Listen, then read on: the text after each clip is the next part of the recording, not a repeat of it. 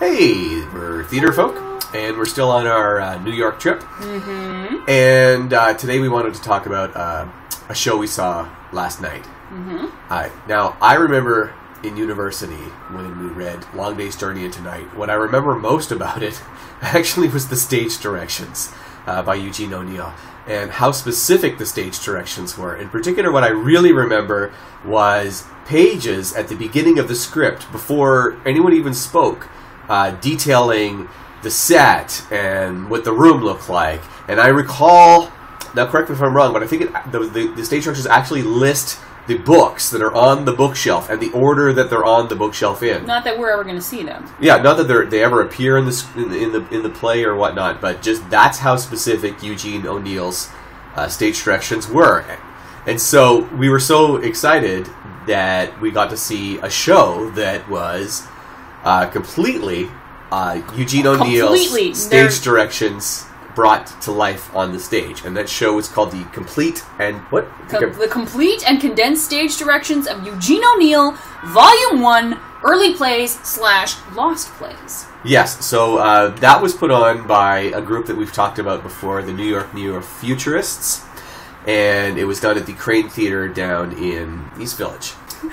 So here's some examples of some of the stage directions that Eugene O'Neill put into his early works. And what is so fascinating, actually, one of the fascinating things about this play was that because it was just stage directions, sometimes you're sitting there going, what on earth would the dialogue be? If these are the stage directions, what's going on in the dialogue? Yes, they only performed the stage directions, so they would just skip over the dialogue that was in the script. So some of these plays are like from The Web, which was from 1913, Thirst, which was from 1913, which had this gem of stage direction.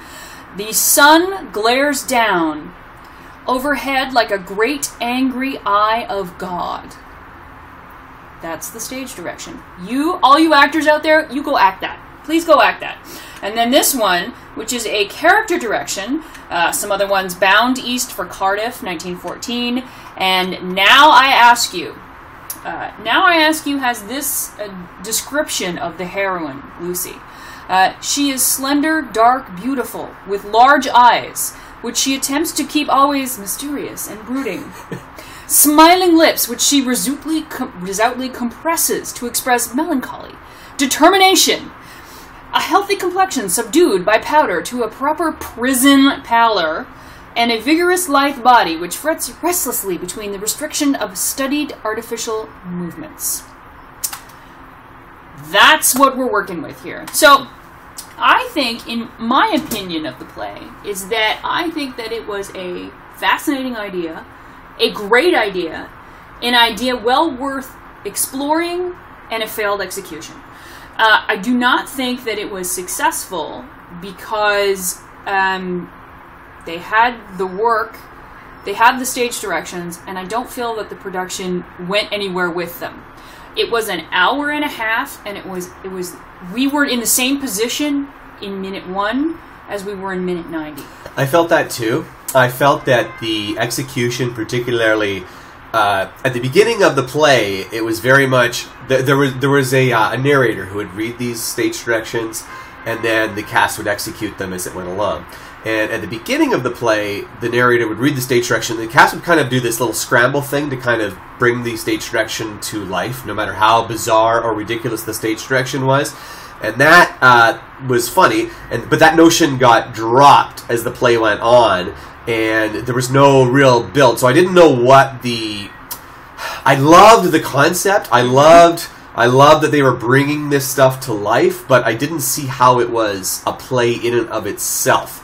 But the climax of the piece was probably one of the most extraordinary things I've ever seen in theater, where I believe it was a character who shoots herself, and then Eugene O'Neill calls for a 3-minute silence, a 3-minute blackout. 3 minutes. And they executed an exact 3-minute blackout on stage. And I have full appreciation and full kudos for the neo-futurists. They could have cut it short. They could have left a light. They could have done many things to cheat that. No. We sat in the dark for 3 minutes. And half of the most fascinating part of that was the audience reaction. Yeah, I think if a doctor would tell you you had 3 minutes to live, you would think that's a very short time. But I promise you, if you have 3 minutes to live, spend it in a theater in the darkness. It was the most phenomenal experience I've ever felt. The audience would alternately laugh, they would become uncomfortable, it would get silent, there would be coughing, and then we would start laughing again, and it just seemed to go on forever and ever and ever. And it was 180 seconds, a straight 183-minute pause, but it felt like hours and hours and hours, and that really was a phenomenal lesson to anyone writing stage directions.